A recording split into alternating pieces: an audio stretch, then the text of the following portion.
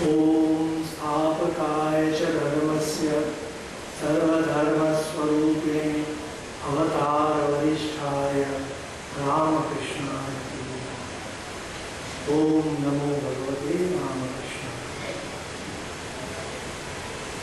परम पूज्यवर श्रीमद स्वामी स्मरणानंद जी महाराज, श्रीमद स्वामी प्रमेयानंद जी महाराज, श्रीमद स्वामी प्रभानंद जी महाराज ये सभा के सभापति हैं।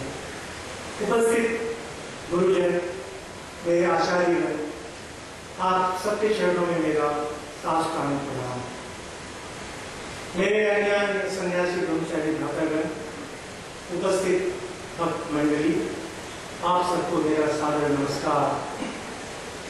और साथ में मेरा विशेष प्रणाम फाल्गुन शुक्ल द्वितीया की इस विशेष तिथि को, जिस दिन साक्षात नारायण नर लीला के जरिए मानव हिताय कामादपुर गांव में गरीब ब्राह्मण दंपति खुदीराम चट्टोपाध्याय और चंद्रमणि देवी के घर ये घर बने। रामनवमी, श्री कृष्ण जन्माष्टमी, शिव चतुर्दशी की तरह ही भविष्य में यह तिथि ठाकुर द्वितीया के रूप में पूजित हुई। मैं आज ही इस तिथि को प्रणाम कर रहा हूं। आज से काफी साल पहले की बात है। मैं एक वयोवृद्ध सज्जन से मिला जो उत्तर प्रदेश के एक सुदूर गांव से आए हुए थे, काफी गरीब थे। कहीं से उन्हें कोलकाता अद्वैत आश्रम, जिसके प्रेसिडेंट स्वामी बोधसानंद जी हैं, वहां से प्रकाशित ठाकुर की एक जीवनी है मिली। उसे पढ़कर उनके मन में इतना आनंद आया और उनका मन इतना उत्साह से भर गया कि उन्होंने ठान ली जैसे भी है ठाकुर से संबंधित स्थानों का एक बार दर्शन करेंगे। निर्धन थे, वृद्ध थे, घर वालों ने उन्हें आने से रोका, गांव वाले ने उन्हें टोका, लेकिन सबकी बातों को नजरअंदाज कर वो किसी तरह से हावड़ा स्टेशन आ पहुंचे। वहां से पूछते पाछते अद्वैत आश्रम आ पहुंचे और जब उन्हें लगा कि यह ठाकुर से ही संबंधित आश्रम है, सन्यासियों को देखकर वो आनंद से रो पड़े। उनके ठहरने की व्यवस्था बेलूर मठ में कर दी गई। जब तक 3-4 दिन थे बेलूर मठ में, मंदिर में घूमते रहते थे और केवल ठाकुर के नाम पर रोते रहते थे। इस घटना का मुझ पर एक अमिट छाप पड़ गया है। मैं प्राय सोचता हूं, हे ठाकुर, आपके नाम में वह क्या आकर्षण है, आप में वह क्या जादू है, आपकी लीला कथा में वह क्या चुंबकीय शक्ति है जो इस तरह से सुदूर उत्तर प्रदेश के गांव से एक निर्धन व्यक्ति को इस तरह से खींचकर आप तक खड़ा कर सकता है। मैं सोचता हूं कि हे ठाकुर, ये 100 साल से ऊपर से हजारों हजार युवक किस तरह से आपके प्रति आकर्षित होकर अपना घर बार, सुख समृद्धि, मान सम्मान, यहां तक कि अपने मां बाप को भी ठोकर मारकर भिक्षा पात्र अपना लेते हैं। क्या कारण है कि देश विदेश से लाखों लाख लोग आपके चरणों में आश्रय लेने के लिए दौड़ रहे हैं? क्या कारण है कि पूरे देश विदेश में हजारों हजार आश्रम आपके नाम पे खड़े हो रहे हैं? बताओ, कितने आश्चर्य की बात है कि ठाकुर के पास नटी विनोदिनी से लेकर सोहराब मोदी तक, गिरीश घोष से लेकर गांधी जी तक, रसिक मेहतर से लेकर रानी रासमणी तक, निरक्षर लाट से लेकर नोबेल पुरस्कार विजेता रोमा रोला तक सभी आकर्षित होकर आते रहे, आ रहे हैं, आते रहेंगे। और किसके पास जो सामाजिक दृष्टि से निरक्षर थे, निर्धन थे, निसंबल थे, भाव अवस्था में अपने शरीर पर की धोती तक को नहीं संभाल पाते थे, कभी उन्होंने अपना नाम प्रकाशित करने का प्रयास तक नहीं किया। उनके पास लोग दौड़े चले आते हैं। आज ग्लोबलाइजेशन का युग है, मार्केटिंग का युग है। स्वयं को संत, महात्मा, गॉड मैन कहने वाले लोग बरसाती मशरूम की तरफ पनप रहे हैं। कोई ओम सिखा रहा है, कोई हरिओम सिखा रहे हैं, कोई ध्यान सिखा रहे हैं, कोई योग सिखा रहे हैं। कुछ दिन अपना चमत्कार दिखाते हैं और फिर सदा के लिए इतिहास के गर्भ में खो जाते हैं। पर ठाकुर का भाव, ठाकुर का नाम, ठाकुर का प्रभाव देखिए कैसे दिनों दिन अपना दायरा बढ़ाए चले जा रहा है। सोचिए, आज सुबह से 30-35 हजार लोग कम से कम बेलोमठ में आ चुके हैं। अभी भी 7-8 हजार लोग यहाँ बैठे हुए हैं। आप में से किसी ने ठाकुर को जीवित नहीं देखा है, लेकिन देखिए कितनी अद्भुत बात है कि आज इस परम पावन तिथि पर केवल ठाकुर का नाम सुनने के लिए, केवल ठाकुर के नाम पर अपनी भाव, भक्ति, श्रद्धा के बल पर आप लोग सभी यहाँ पर एकत्रित हैं। आखिर क्या रहस्य है इसमें? इसी को लेकर के मैं 2-4 बातें करना चाहता हूं। वास्तविकता यह है कि आदिम काल से ही मनुष्य संत, महात्मा और आध्यात्मिक पुरुषों की ओर दौड़ लगाता रहा है। जिस प्रकार आंख, कान, नाक आदि इंद्रियां अपनी अपनी आकर्षक वस्तुओं की ओर दौड़ लगाती हैं, उसी प्रकार व्यक्ति के अंदर का शुद्ध चैतन्य आत्म तत्व की ओर दौड़ लगाता है। जैसे तेल और पानी को अगर मिला दिया जाए और थोड़ी देर के लिए छोड़ दिया जाए तो पानी पानी की ओर और तेज तेज की ओर दौड़ता है। वैसे ही सत्व गुण संपन्न, साधु गुण संपन्न व्यक्ति हमेशा ही साधु संतों की ओर दौड़ लगाते हैं। लेकिन साधु संतों में भी एक उच्चतम श्रेणी के लोग होते हैं जिन्हें हम अवतार के रूप में जानते हैं। ये ज्ञान, ऐश्वर्य, शक्ति, बल, वीर्य, तेज आदि से हमेशा ओतप्रोत रहते हैं। नित्य शुद्ध बुद्ध मुक्त स्वभाव ये व्यक्ति अपने आप को केवल जगत हिताय इस पृथ्वी पर आते हैं और इनके अंदर 3 गुण हमेशा देखे जाते हैं। संत, महात्मा और इस तरह के जो विशेष पुरुष हैं, यद्यपि इस विषय को लेकर काफी विस्तृत आलोचनाएं हुई है, लेकिन मूल तौर पर हम लोग कह सकते हैं कि संत और जिन्हें अवतारी पुरुष कहा जाता है, इसमें 3 विशेष अंतर आता है। सबसे पहला अंतर आता है मौलिकता का। किसी भी अवतार पुरुष में मौलिकता रहती है। वास्तविकता यह है कि केवल ईश्वर ही सृष्टि का कार्य कर सकते हैं, बाकी जितने भी लोग हैं केवल उसकी नकल ही कर सकते हैं। लेकिन उस नकल में भी जो जितनी गंभीरता ले जाते हैं वो उतने महान बनते हैं। ये अवतारी पुरुष हमेशा एक नया पथ निकालते हैं। जैसा कि स्वामी जी ने कहा, ठाकुर निरक्षर थे, लेकिन हम लोग यह भूल जाते हैं कि जितने भी अवतार हैं, चाहे राम रहे हो, चाहे कृष्ण रहे हो, चाहे बुद्ध रहे हो, चाहे जीसस रहे हो, इनमें से किसी ने भी शास्त्र का अध्ययन जिस तरह से हम लोग करते हैं इन्होंने नहीं किया था। इतिहास में हम लोग नहीं पाते हैं कहीं। साधना की थी, गुरु के आश्रम में गए थे, लेकिन शास्त्र भी जिसको कहा जाता है ये लोग कोई नहीं थे। केवल अपने आध्यात्मिक बल पर ही और थोड़ा सुन करके आचार्य रूप से इन्होंने सिद्धि लाभ की, क्योंकि ये लोग मूलतः मौलिक पुरुष रहे हैं। दूसरा जो मूल बना रहता है तो रहता है शक्ति संचार करने की। संत, महात्मा किसी भी व्यक्ति को आध्यात्मिक पथ की ओर चढ़ा दे सकते हैं, उसके प्रति आकर्षित कर दे सकते हैं, लेकिन केवल शब्द मात्र से, स्पर्श मात्र से, दृष्टि मात्र से, इच्छा मात्र से आध्यात्मिक शक्ति का संचार एकमात्र अवतार पुरुष ही कर सकते हैं। और तीसरा अंतर होता है तीव्र आकर्षण का। संत, महात्मा भी आकर्षित करते हैं। अभी देख लीजिए जितने सारे महात्मा बाबा जी हैं प्रसिद्ध, कितने लोगों को आकर्षित कर रहे हैं। लेकिन जैसे ही इनकी लीला समाप्त हो जाएगी, धीरे धीरे इनका आकर्षण कम हो जाता है, क्योंकि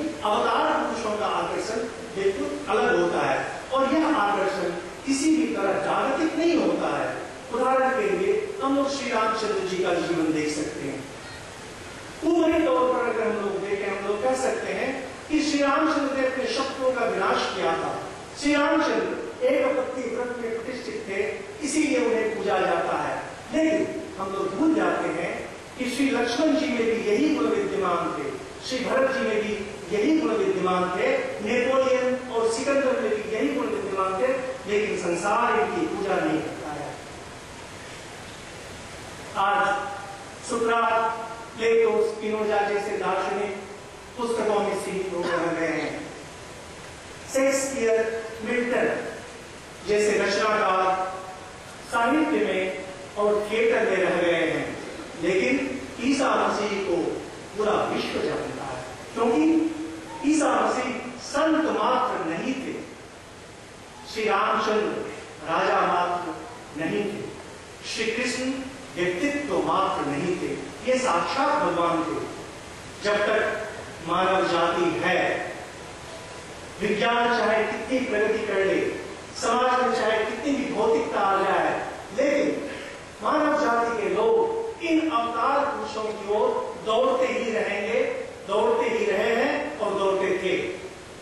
इसमें कभी किसी भी तरह का अपवाद नहीं हो सकता है। श्री रामकृष्ण देव के जीवन को जब हम लोग देखते हैं, पाते हैं, श्री रामकृष्ण में ये सारे गुण विद्यमान थे और साथ में इनका था आध्यात्मिक जगत में उपलब्धियों का भंडार। महाराज जी ने कहा, श्री श्रीमान रखी थी, ठाकुर है प्यार के बादशाह, ठाकुर कहते थे मैं भक्तों का राजा बनूंगा, लेकिन जहां तक अनुभूति साम्राज्य की बात है, ठाकुर अनुभूति साम्राज्य के थे शहंशाह। इसी कारण से स्वामी विवेकानंद ने अपने लेख में कहा, बुद्धिमान बुझिया लाओ, हे बुद्धिमान मनुष्य समझ लो। क्या समझ लो? ठाकुर साक्षात नारायण है। लेकिन हम लोग साधारण व्यक्ति हैं, इंद्रिय जगत में वास करने वाले हैं, हमारी बुद्धि सीमित है, हम लोग भला इन बातों को क्या समझेंगे, परमात्मा तत्व को क्या समझेंगे? गीता में भी अर्जुन ने इसी बात को स्पष्ट किया श्री कृष्ण के प्रति और कहा, नहीं थे भगवान व्यक्ति विदुर देवान दानवा। हे भगवान, आपको आदमी, आपको देवता, दानव कोई भी नहीं जान सकता है, लेकिन फिर कैसे जान सकते हैं?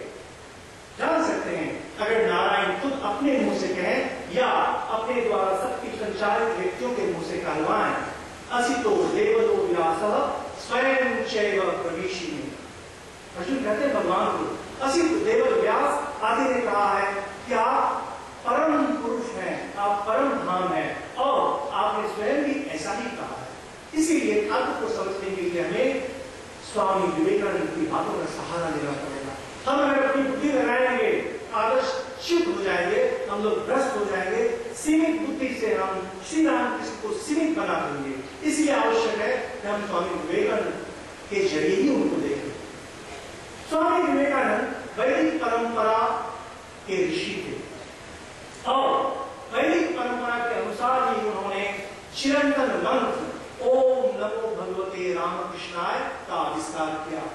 जिस प्रकार गायत्री मंत्र का आविष्कार विश्वामित्र ने किया, लेकिन गायत्री मंत्र चिरंतन मंत्र है, उसी प्रकार स्वामी विवेकानंद ने आविष्कार किया ओम नमो भगवते रामकृष्णाय, यद्यपि यह चिरंतन मंत्र है। इतना ही नहीं, उन्होंने इस मंत्र के हर वर्ण से एक एक मंत्र पंक्ति की रचना की और उन सारे पंक्तियों को उन्होंने पिरो दिया एक स्तव में। ओम ह्रीं ऋतम तमचलो गुणजित गुणेभ्यः, जो हम लोग रोज संध्या आरती के बाद गान करते हैं। इस स्तोत्र में स्वामी जी ने श्री राम कृष्ण के पूर्ण स्वरूप का वर्णन कर दिया और इसके प्रथम पंक्ति के प्रथम 3 शब्द ओम ह्रीं ऋतम, इसमें ठाकुर का पूर्ण स्वरूप व्यक्त कर दिया। कहा ठाकुर स्वयं ओम है, ठाकुर स्वयं ह्रीं है, ठाकुर स्वयं ऋतम है। कठोपनिषद में ओम की व्याख्या बहुत सुंदर आती है। सर्वे वेदा यत्फलं आमनन्ति तपांसि सर्वाणि च यद्वदन्ति यदि क्षणतो ब्रह्मचर्यं चरन्ति तत्ते पदं संग्रहेण ब्रवीमि ओम इत्येतत्। वेद आदि जिस जिसकी ओर इंगित करते हैं, तपस्वी लोग जिसके बारे में बातें करते हैं, जिनको पाने के लिए लोग सन्यासी ब्रह्मचारी बन जाते हैं, उस परम पद को इंगित किया जाता है ओम के द्वारा। ओम के द्वारा इंगित किया जाता है। असल में निर्गुण निराकार ब्रह्म देश काल के परे है, इसलिए उन्हें किसी नाम से चिन्हित नहीं किया जा सकता है, उन्हें आबद्ध नहीं किया जा सकता है। इसीलिए ठाकुर ने कहा था सारे शब्द झूठे हो गए हैं, लेकिन ब्रह्म शब्द झूठा नहीं हुआ है। जैसे अंगुली के सहारे चांद दिखाया जाता है, कविता के सहारे किसी भाव की ओर इंगित किया जाता है, उसी प्रकार ओम के द्वारा परम ब्रह्म को इंगित इशारा किया जाता है। ऋण तंत्र मत के अनुसार सृष्टिवाचक है। निर्गुण निराकार ब्रह्म सृष्टि नहीं कर सकते हैं। सृष्टि करने के लिए वेदांत के अनुसार माया की सहारा ली जाती है, योग सांख्य के अनुसार प्रकृति सृष्टि करती है, और तंत्र मत के अनुसार परम ब्रह्म की शक्ति जो उनके साथ एक रहती है वही सृष्टि करती है। ठाकुर शक्ति की व्याख्या करते हुए जैसे दूध और धवलत्व, अग्नि और उसकी दाहिका शक्ति एक है, वैसे ही ब्रह्म और शक्ति अभेद है। स्वामी जी ने यहाँ पर ओम और ह्रीम इन दोनों शब्दों को साथ लाकर ठाकुर के बारे में कहते हुए कहा ठाकुर ही ब्रह्म है, ठाकुर ही शक्ति है। और तीसरा शब्द ऋतम, यह वैदिक शब्द है। ई धातु से बना हुआ ऋतम शब्द का अर्थ होता है किसी भी चीज का ठीक तरह से चलते रहना। जब कोई भी चीज ठीक तरह से चलती रहती है उसे रिदम कहा जाता है, और जब चीज ठीक से नहीं चलती है उसे और नृत्य कहा जाता है। नक्षत्रों का चलना, मौसम का बदलना, दिन रात का बदलना, वृक्षों का फल देना, गाय का दूध देना, ये सभी रिदम के कारण होते हैं। ईश्वर के सृष्टि के सारे सिद्धांत रिदम के अंतर्गत होते हैं। विज्ञान के सारे नियम रिदम के अंतर्गत होते हैं। मनुष्य का शील स्वभाव भी रिदम के अंदर ही होता है। यज्ञ आदि भी रिदम के अंदर होते हैं। स्वामी जी कहते हैं निर्गुण निराकार परम ब्रह्म श्री राम कृष्ण है। ब्रह्म से शक्ति के जरिए जो सृष्टि निकलती है वह भी ठाकुर है, और जिन नियमों के अनुसार यह सृष्टि चल रही है, जिन नियमों के अनुसार व्यक्ति अपने आप को कुछ आदर्शों में ढाल रहा है वह भी ठाकुर ही है। जो व्यक्ति शील स्वभाव को अपना करके अपने जीवन को धन्य बनाता है वह ठाकुर के जरिए ही अपने को ढाल रहा है। जो ऋण की उपासना कर रहा है वह भी ठाकुर की उपासना कर रहा है, जो ओम की उपासना कर रहा है वह भी ठाकुर की उपासना कर रहा है। इतना ही नहीं, ओम ऋण ऋतम, इसमें चारों योग का समन्वय है। ओम ज्ञान योग का परिचायक है, ऋण इसमें राजयोग और भक्ति योग मिले हुए हैं, क्योंकि ऋण सगुण ईश्वर का परिचायक है, और ऋतम चूंकि क्रिया प्रदर्शित करता है इसलिए यह कर्म योग का परिचायक है। इतना ही नहीं, ओम वेद उपनिषद का है, ऋतम भी वेद उपनिषद का है, और ऋण तंत्र शास्त्र का है, अवतार तत्व पुराणों का मत है। इस तरह से स्वामी जी दिखाते हैं वेद उपनिषद पुराण तंत्र इस सब के प्रतिपाद्य बस एक है, और वह श्री राम कृष्ण के द्वारा प्रतिपादित हो रहा है। आज के युग में हम लोग देख रहे हैं कि लोग किस तरह से बड़ी नौकरी, बड़ी पे पैकेज इस सब के प्रति आकर्षित हो रहे हैं। हम लोग देख रहे हैं कि लोग कैसे आस्तिकता छोड़ करके, धर्म पथ छोड़ करके कैसे एक नास्तिक होते चले जा रहे हैं। कोई कहता है मैं युक्तिवादी हूं, कोई कहता है मैं अज्ञातवादी हूं, कोई कहता है मैं नास्तिक हूं। इन लोगों के लिए भी एक आदर्श चाहिए। श्री रामकृष्ण देव निखिल वेद मूर्ति है, वेद के बाहर कुछ ही नहीं हो सकता है। जो कुछ भी है वेद के अंदर है। जो आस्तिक है वो भी वेद के अंदर है, जो नास्तिक है उन्हें भी वेद के अंदर रखना पड़ेगा। श्री रामकृष्ण देव का जीवन सबके लिए है। जो व्यक्ति संन्यास लेकर के आगे बढ़ना चाह रहा है उनके लिए भी ठाकुर है। जो लोग गृहस्थ धर्म का पालन करना चाहते हैं उनके लिए भी है। तंत्र मत के अनुसार ऋण साधना के जरिए व्यक्ति चतुर्वर्ग जो पुरुषार्थ है उसमें धर्म का साधन करता है, यानी प्रवृत्ति मार्ग की साधना। लेकिन जो लोग आदर्शवादी हैं उन्हें यह जानकर आश्चर्य होगा कि श्री रामकृष्ण देव को अगर धर्म से अलग करके देखा जाए तो उनके जीवन में आदर्श बिल्कुल मूर्तिमान था। सार्वभौम आदर्श वेदों के अनुसार, हमारे शास्त्रों के अनुसार 3 हैं: सत्य, संयम, त्याग।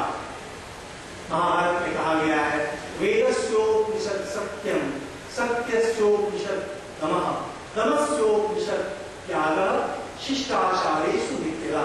जो शिष्ट पुरुष होते हैं ये इस 3 में अवस्थित रहते हैं। वेदों का सार सत्य है, सत्य का सार संयम है और संयम का सार त्याग है। हम लोग देखते हैं ठाकुर सदा सर्वदा इस तीनों में प्रतिष्ठित थे। हम लोग प्राय करते हैं ठाकुर सत्यवादी थे, हम लोग प्राय करते हैं ठाकुर सत्यनिष्ठ थे। बिल्कुल गलत बात है। ठाकुर सत्यनिष्ठ नहीं थे, ठाकुर सत्यवादी नहीं थे, ठाकुर सत्य स्वरूप थे। जिस प्रकार सूर्य में आप अंधकार की कल्पना नहीं कर सकते हैं, आप नहीं कर सकते कि सूर्य में कभी प्रकाश है कभी अंधकार है। यह पृथ्वी पर रहने वालों के लिए बात होती है, सूर्य पर रहने वालों के लिए नहीं। उसी प्रकार ठाकुर उस अवस्था में थे जहां पर सत्य के अलावा कुछ था ही नहीं, इसीलिए वो सत्यनिष्ठ सत्यवादी नहीं थे, सत्य स्वरूप थे। ठाकुर त्याग स्वरूप थे।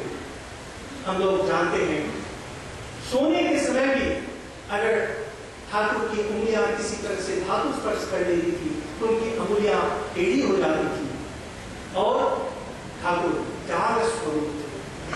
दक्षिणेश्वर मंदिर में रहने के समय एक बार गलतफहमी के कारण मंदिर के मालिकों ने जब कहा ठाकुर को मंदिर छोड़ देना है, उसी समय ठाकुर मंदिर छोड़ के चले गए और गलती का एहसास होने पर जब मालिक लोगों ने उन्हें वापस बुलवाया तो उसी को वो वापस ही चले आए।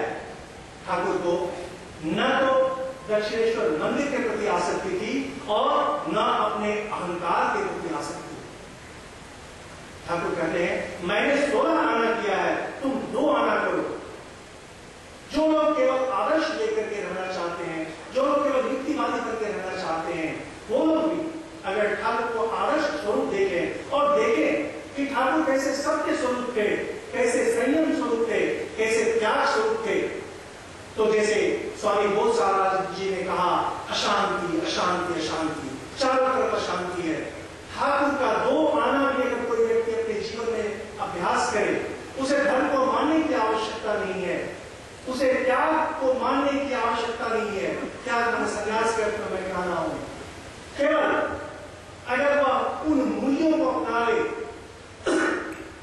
ठाकुर का जो रितम स्वरूप है जहां पर विशील सदाचार में ठाकुर अवस्थित है, उसको अगर अपना ले, इसी में लोग धन्य हो जाएंगे, सफलता उनके कदम सुनेंगे।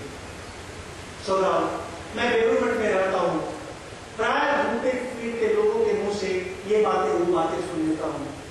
कभी सुनता हूं कोई कहता है यह अलग ही दुनिया है, कोई कहता है यह स्वर्ग है, कोई कहता है यह वैकुंठ है, कोई कहता है यह कैलाश है। मैं प्राय सोचता हूं आखिरकार सभी तो सही ही कह रहे हैं ना। ठाकुर शिव और भगवान विष्णु एक आधार में यहां पर उतरे। ठाकुर निराकार हैं लेकिन साकार नहीं। ठाकुर विश्व ब्रह्मांड को धारण किए हुए हैं तथापि धरणी धरता बने। भगवान विष्णु अपना गदा और चक्र छोड़ करके आए, लेकिन साथ लाए भक्ति पद्म, साथ लाए ज्ञान शंख। भगवान शिव अपना त्रिशूल, अपना पाश छोड़ के आए, साथ में लाए भस्म रूपी त्याग और डमरू का ब्रह्मनाद। इन सबको साथ में लाने के समय साथ में लाया नर नारायण ऋषि का त्याग, कपिल और दत्तात्रेय का जीवन, और इन सबको पिरो दिया एक सूत्र में और प्रस्तुत हुए हमारे समक्ष हमारे इष्ट बनकर प्रभु श्री रामकृष्ण। मैं अपनी एक छोटी सी कविता इस आशय की सुनाकर अपना वक्तव्य समाप्त करता हूँ। 2 मिनट है। ज्ञान शक्ति बल वीर्य तेज भर, निराकार ही नाम रूप धर, धरा निवासी धरणी धरता, धन्य धन्य अह मानव लीला। तज चक्र गदा तज शूल पाश, धर भक्ति पद्म धर भस्म त्याग, धर ज्ञान शरण धर ब्रह्मनाथ, आ विष्णु सदा शिव साथ साथ। ऋण ओम हरि शिव काली श्याम, श्री बुद्ध मोहम्मद सीता राम, ऋतम धर्म प्रभु निर्गुण गुणमय, शक्ति ब्रह्म आह राम कृष्ण जय, राम कृष्ण जय, राम कृष्ण जय, राम कृष्ण भगवान, राम कृष्ण जय, राम कृष्ण जय, राम कृष्ण शुभ नाम, जय जय राम कृष्ण भगवान, जय जय राम कृष्ण शुभ नाम। ओम।